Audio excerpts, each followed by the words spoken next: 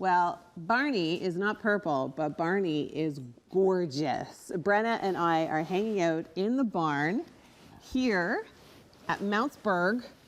Oh my gosh. And we're doing a lot of maple madness, I would call it, really. We're going to Mapletown and we're going to be checking out all the different activities that they have here. And tell me a little bit about Barney. So Barney's new to our team. Serena is his caretaker and manages all of the animals we have here at Mountsberg Barn. And we're really excited to have Barney. He's new, he came in the summertime. He's a 7-year-old Belgian, and he's been pulling our wagon for Christmastown, and now we're excited to introduce him to Mapletown. Mapletown, I love it. And wagon rides are back. This is the first year since COVID. Yeah, we were doing them at nighttime last year just to try to spread it out, and we were only able to take smaller groups. So this will be our first year since 2019, or I guess maybe the very beginning of 2020, right? Doing wagon rides with the general public, and we're really excited to introduce people to our 2 new Belgians. So Barney has a friend, a 4-year-old Belgian named Rex. Those are my fingers, Barney. Those are my fingers. You can't have them. No, you can't have them. Sorry. Floppy lips. Ow! That's my finger. What else do we have going on during the week for March break in Mapletown? Oh, we're so excited to welcome people. We do welcome about 20 to 25,000 folks to Mountsberg over the course of our maple season. It starts March the 4th and we're running until April the 9th. Amazing. And we'll be running weekends, holidays, March break.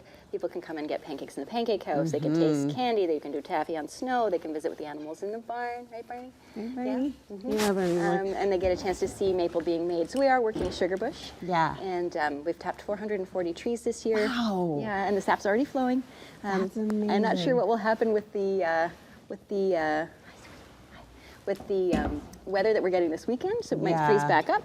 But the nice thing about that is it prolongs the season. You know what? I don't think it will freeze back up because it's going to be mild. But I think tomorrow we're for the weekend weather and into early next week, we're going to be forecasting temperatures above 0. So that's good. Oh, that's excellent. Yeah, it means the sap will flow. That's good. Which is what we love to share with people. All right, Barney, we got to move on. We got to go to other places around here, but I would love to take you with me. We're going to tap some trees and we're going to check out some other things as our tour of Mapletown continues. Much more coming up on Morning Live. Stay with us. Don't eat my hair. Am I doing this right, Brenna? Teaching me how to tap a tree. This is so fun. Age-old tradition, right? People have been tapping trees in this part of North America for thousands of years. This is an indigenous practice. We've learned from indigenous communities, First Nations communities in this area. And so people would come out and tap trees every year. You're taking part in something that's so timeless. Wow, this is incredible. So if you push on the back of this with one hand, and then squeeze the drill, and then you're going to press in until you get to the tape. Okay. Yep, a little harder. A little bit more. Awesome, and then hold the trigger and then pull the drill back out. Am I there? Okay. Yep. Perfect. Okay, see all that nice white wood? Yeah. Okay, so that's sap wood, right? If you go too far in, then the tree is the sap doesn't run in the center of the tree. The wood's dead there. Oh, so you have to be very specific, and there has to be a very specific measurement. Yeah. Okay. Yeah. It just goes into the cambium layer. Okay. So you're going to insert this. This is called a spile. All right, and it's going to get nestled in right up to the collar there, and then wouldn't be maple if you weren't tapping a tree, right? So this is the tapping part. Oh, this is the tapping There you go. You're going to hit it right there. Perfect. Make it nice and snug. So give it a little tug and see if it's staying in. Perfect. Yep. And then you're going to hang your first pail. So grab exciting. a pail, and it just hangs from the hook here. Oh, I see. Okay. All right. This is so fun. Yeah. We're at Mapletown, by the way. This is where we're doing this in Mountsberg. This is so cool. Okay. So one more little accessory that you need, and that's this lid. Okay. And so you're going to insert that through the hole in the top of the spile. And the reason for that is sap doesn't react well with rainwater. We don't want rain. It turns the sap yellow, believe it or not. Oh, and I so we believe always know when rain or snow has gotten in a pail, and then that sap needs to be disposed. So we always have a lid on the top to keep rain out. And what about protecting it from animals?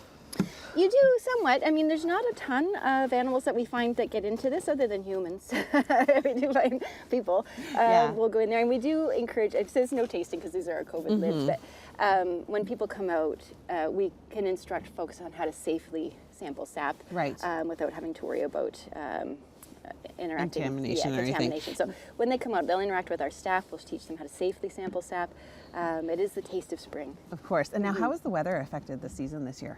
So it's been a really interesting season, but one thing I've learned over the years is that maple season's not done till it's done. When it's finished and the taps come out, then you can call it. Okay. So whether it's going to be a good season or a bad season, we don't know yet. What we do know is that with climate change, it is affecting how the trees are running, how much sugar is in the sap. Further south down into Vermont, they're seeing a higher level of impact because of the warmer weather. Yes. Up here, what we'll see is effects from drought. So like over the summer, we had that very, very dry period. And so this year, our sugar makers do a lot of recording and monitoring of different statistics on the trees, sap flow, sugar content, that kind of thing. And we're tracking it year over year so we can see what the impacts will be. Okay. All right, coming up, we are going to be talking a little bit more about Mapletown and what you can do here, especially with March break coming up. This place is amazing for kids. Don't go anywhere, lots more coming up. Well, we're here at Mountsberg, and it is such a great educational facility to bring the kids. I have learned a lot. I just tapped a tree. Who can say they've done that? It's such a historical moment, and there's tons of history rooted here, and you love to teach kids about it. We do, because this sugar bush has been, these trees are 150 to 200 years old. Wow. So we know long before the park was here that these trees were tapped by the Cameron family who lived here. But likely even longer before that, and all of the sugar maples that you see in southern Ontario would have been tapped by First Nations people. Yeah, right? Of course. And that's where the tradition started, and that's where us as settlers we learned it from. So here at Mountsberg, we like to be able to educate people about the process of sugar making from the First Nations period before contact with colonists to the pioneer period, and then up until about the 1860s is what you're seeing over there. Okay. And then we take them right through to present day. Oh, that is so neat. So they're kind of, we start at little stations over here. Yes. So we've got the first one, this one. Now, the different sizes of pots represents just the different process kind of that they go through? Yes, so this was, the most important thing when you're making maple is A, you don't boil it over because it bubbles a lot and boils over, makes a big mess. But B, and the most important is you don't burn it, right? Because it's 40 pails of sap to 1 pail of syrup, right? So it takes a lot of effort to make maple syrup. And so if you start boiling it and you're not controlling your boil, by the end, if you burn it, you've burned so much labor and time. So much love. The heart's broken. So in the early pioneer period, this is what First Nations and pioneers would have used to make maple syrup, and it's a 3-pot method made out of cast iron. Okay. And so you start with your clear sap in the first pail, the first pot, and then as it boils down, you move it into the second pot where it's smaller, you can control it better, and you finish it in the final pot. Wow. Yeah. That is such an interesting process, and I can imagine it's a labor of love for sure. It would have been. Sweetwater season. Tell me about that. So Sweetwater season. So we welcomed people to Mountsberg from Mapletown, but our sister park, Crawford Lake, which is just 15 minutes away, has a reconstructed longhouse village, 15th century longhouses. Wow. And so we really like to make sure that people understand the indigenous origins of sugar making, how that process was affected over the years through colonization, and how people are practicing sugar making from those communities today. So if people head over to Crawford Lake, they get a really interesting take on that, get to take in the first harvest exhibit, they get a chance to taste cornbread with maple syrup, they get a chance to try a selection of maple syrup grades. My daughter's class did go there. Now that you've said that, I'm like, yes, she did tell me about the cornbread and the maple. All right, so many different activities, so educational here in Mountsberg. Come check it out. You can see how maple syrup is made firsthand, and we're going to continue that learning experience coming up. Okay, we've made our way to the evaporating room where the sap gets turned into syrup. Again, it's a whole educational process. We're learning a lot. Brenna is here with me. We've got different types of syrup. Tell me what's going on back here. Okay, so this is where all the magic happens, right? Like this is like agricultural alchemy is what's happening, right? So the sap runs, it's only got 3% sugar in it, and the rest of it is water and other minerals and vitamins. And this is the only recipe you're ever going to do where all you're doing is taking away an ingredient. And so that's what's happening here. Is our sugar makers manage this very complicated looking machine that's essentially designed to boil water, right? So all it's doing is boiling the water off.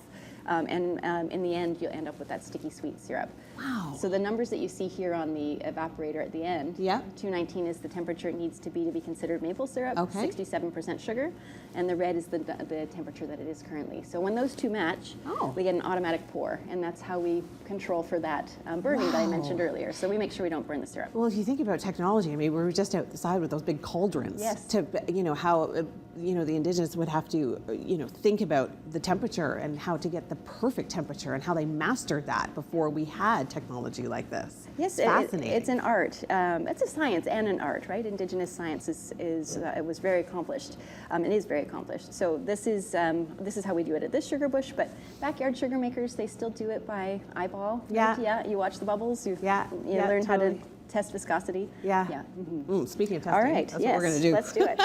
Okay, what are the three here? Just like a wine tasting, you start light and you move dark. So we're going to start with the first one. Beginning of the season, syrup is lighter in flavor and lighter in color. That's good, right? That's amber. I feel like I need a pancake. That's what you get in the grocery store. Late season, at the very end, right before you pull taps, this is what you'd be making. Very strong maple flavor, very dark color. Can you taste the difference? That almost tastes like a maple candy. Yes, it's very strong. It is super sweet. Same trees. People think maple has one flavor. It's not. It's not a one-note product. It's something that's got multiple flavors. Now we wanted to give you something really interesting to try as well. So this is birch, because most trees that make sap can make syrup. We just do it with sugar maples because they're the earliest and they've got the most sugar and they have the most sap. But this is birch. So birches will run in I'm not really about sure how to April. Get it out of here because it's so dense. Okay, so very different flavor here. Wow. Yeah, isn't that different? A little bit balsamic vinegary and a little bit black licorice-y. Yeah, it's more of a savory than it is a sweet. And I would almost put this on a salad. Yes, salad, on a fish, on meat for glazes, or I liked it on like vanilla ice cream with a little bit of blueberries. Oh. Yeah, it's tasty. Oh, absolutely. But it is not something that you buy every day. It's a bit of a delicacy. It's 80 to 100 liters of sap to make 1 liter of syrup. So it's not it would be for special occasions only. Okay, and this that we've got it on here, 25 centimeter diameter. So this is actually showing you the width of a tree that it needs to be able to be tapped. Sugar makers, from time immemorial to present, have a relationship with their trees. Yes, It's a really important thing that you have gratitude for the trees, that you take care of them so they can take care of you, right? It's a relationship. So you never ever tap a tree that's less than 25 centimeters in diameter. Right, because you damage it. About 40 years old. Wow, 40 years old, so that's when you have to start tapping the tree, not until it's 40. So my age. Yeah, so if we planted a tree today, 40. Yeah, we would be 40 years. 40 years, that's incredible. And now if people want to come, how do they get here? So you definitely want to go online to Conservation Halton's website, which is where you would be able to make your booking. Most people, we prefer if they try to book in advance. That way we can control for numbers and make sure that it's a positive experience for everyone. But we recognize that doesn't work for everybody. So if you do drive up to the park and you want to purchase tickets at the gate, that is possible. You can still do it. But booking online ensures you have your space. Okay. Because if we're full, then we're full. We're full. Okay, so the next couple of weeks, this is running until April the 9th? April the 9th, So you want to come, you want to bring your kids for March break experiences. This is going to be such a fun place to be, especially with all the snow and the cold temperatures. Come and try some of the gorgeous maple syrup they have here at Mountsberg.